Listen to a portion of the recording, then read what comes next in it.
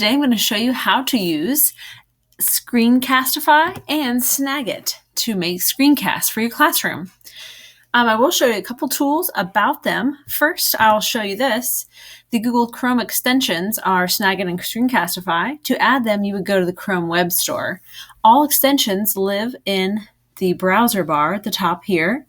And this is the icon for Screencastify. The red dot means I am currently recording. And Snagit is the blue box with an S in the middle. You would add the extensions to Chrome if you don't see them already, and the extensions do appear in the right corner of the browser toolbar. You click on the extension icon to utilize the power behind each one of these extensions. On the right-hand side, you'll notice this separate toolbar that is here because I pressed on the Snagit tools. It's made by a company called TechSmith, and they are well known for their screencasting and video capturing tools. For paid versions, they happen to make a free version for Google Chrome, and this is the extension that we're using, Snagit. This is the Snagit toolbar. A couple things you can do with the Snagit toolbar. One of them is to capture images. I can press on Region and pick an area of the page that I'd like to have captured in an image. Everything that's white in the center there that is like more bold and not faded out will be what I would be capturing. That picture can then be used to put inside of presentations, documents, and other things. I'm going to go ahead and hit escape because I don't want to save this image right now. Just wanted to show you that was an option. And I'll bring back up that toolbar again. The first one I did was region. You can also do the visible area of the screen and a scrolling area to capture images. These are not screencasting tools, but they happen to be part of the Snagit extension. The ones at the bottom here, this is where you're going to actually get into video and recording the screen. You'll see two things. Video is labeled here. Screen, when I press this, it's going to ask me what parts of my screen I want to record. And the microphone button is on by showing me there's a microphone here. If I press it again, it turns the microphone off, which would eliminate the need for even a screencast. So you need to have it on. And then after recordings, you can always go back to My Captures. You'll notice the Drive logo. Automatically, all the screencasts that you capture, pictures and video, will be saved in a folder in your Drive called TechSmith. If you scroll down in your Drive alphabetically, you'll see a TechSmith folder, and everything that's in here are tutorials, screencasts, and pictures that I've saved earlier this year. Screencastify is another tool as well that's used for screencasting, and it makes a folder also in your Google Drive to link those. Both tools can also be used to send your videos to YouTube. If you have a YouTube channel that you're using, you can use those as well. So My Captures, just know that they go here and they're linked into your Drive here. As soon as you make a recording, it does take a while to sync the recording before you'll see it show up in your folders. You may see a different type of icon that doesn't look complete. Sometimes there's one, if this was the most recent one, it's a red-ish icon that looks like a film strip, like movie, start the show kind of thing. So that's the icon that you might see if it's currently processing. So you might notice that. Back to the toolbar here. I'm ready to record a screencast, so I'm going to press Screen and see the options it brings me. I have two options here. I have the internal display, which is everything, including the toolbar at the bottom.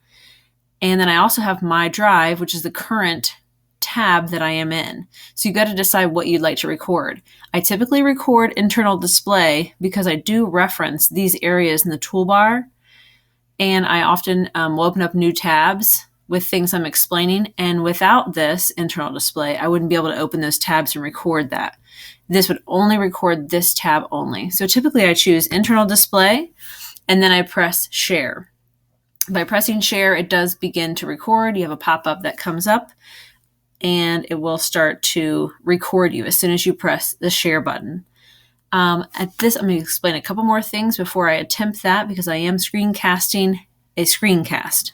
So just to make sure everything's working, right now I'm using Screencastify to record this recording I'm making today. Going back here, why screencast? And we came up with some ideas that it might be useful to share information to students, staff, or parents. As an administrator, you may want to save a step-by-step on how to access something or show people how to use different resources. You may also want to do the same to parents, to staff, or to students.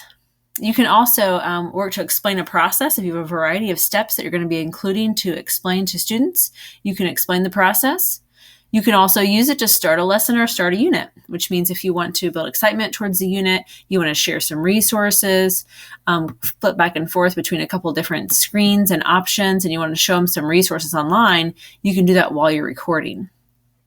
And then allows you to be able to play that recording, especially if you have multiple sections of the same class. You're going to be repeating yourself. You might as well make a screencast of it, share those things, share the overall concept of a project or a lesson. Maximizing understanding is another way you can use screencasts, and that would be just so the students can go back and watch it again, listen again. They're also hearing your voice, they're seeing text, and they're seeing a list of items. So it's kind of nice when you're explaining a process to them, that they're seeing it and viewing it in a variety of, listening to it in a variety of different ways. And enhancing a presentation like I'm doing now, I'm talking you through a presentation. Students can do the same. They can have images and things in their presentation and be able to record this and talk you through it and to the audience. So if they don't want to stand in the class and present, this is another way they can present information.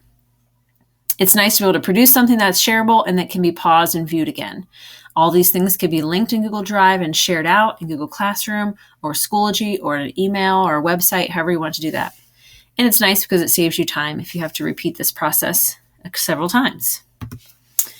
We did talk about a couple examples, and we said showing parents how to access information on a website, sharing slides with students, directions for the process or a lesson or project, share web resources for an inquiry project. If you have a variety of web resources open, you can be able to flip through them quickly and show them the different tools from tab to tab if you're moving through.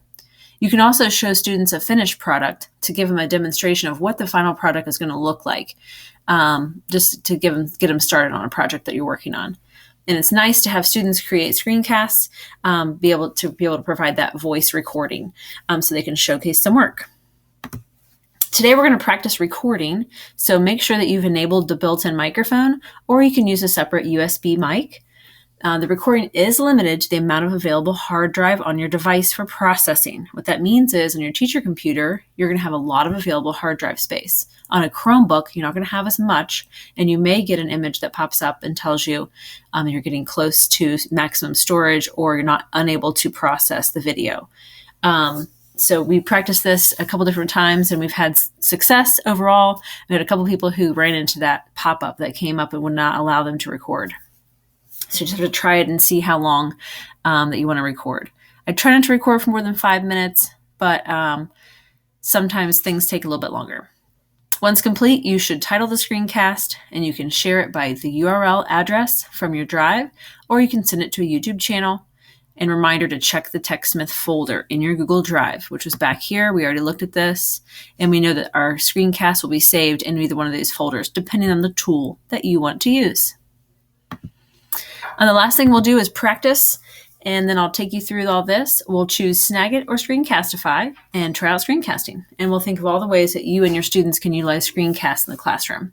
Right now, I'm going to go ahead and press Screen so you can see what happens when it comes up. I press Internal Display, and we'll see what happens when I press Share. Great. You got this little alert here that tells you that TechSmith Snagit extension is now sharing my screen. So I'm actually recording a screencast within a screencast at this point.